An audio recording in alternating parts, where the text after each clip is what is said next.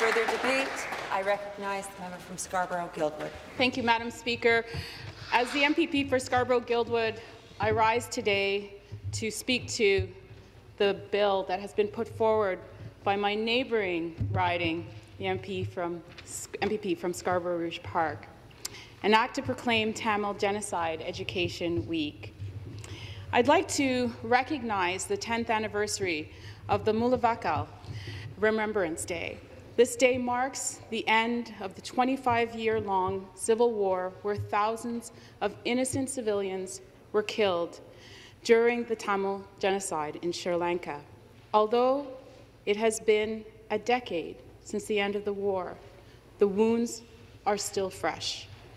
There are thousands of people from Sri Lanka now living in Ontario, and many living in our community in Scarborough, many here, in fact, listening to today's debate.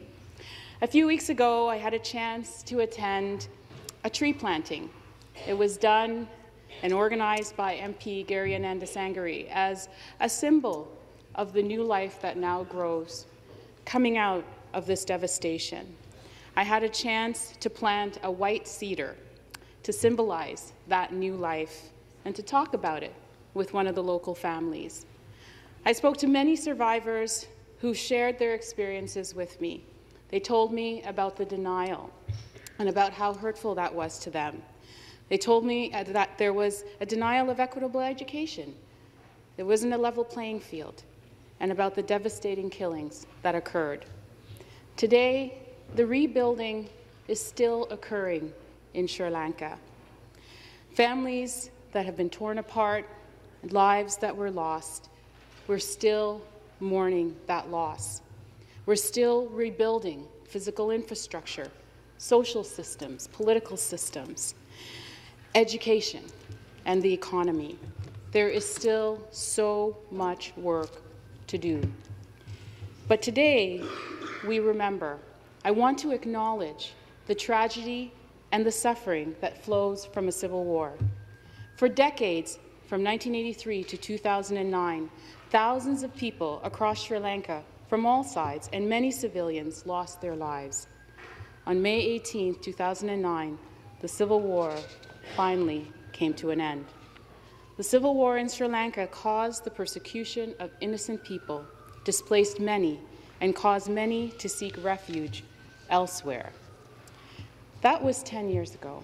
Yet the people and communities in Sri Lanka who lost their loved ones and their livelihoods still do seek and deserve justice.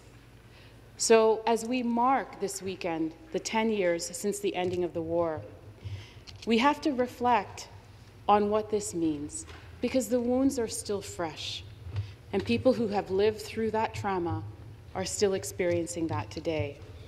It is important that we recognize the sensitivity around this issue, especially with those families who are directly impacted. And I was very touched by your personal story. The United Nations estimates that May 2009 alone, 40 to 75,000 civilians were killed. This is an absolute tragedy. Some estimates put this at a much higher number. The perpetrators deserve to be held accountable for the terrible bloodshed and the experience that was experienced in Sri Lanka. The survivors of the civil war deserve that justice.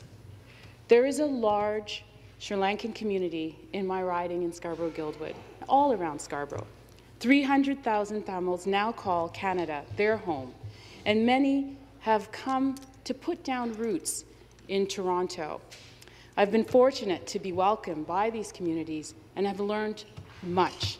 In fact, my first experience was as a student in university, where we actually created a program to have dialogue and exchange.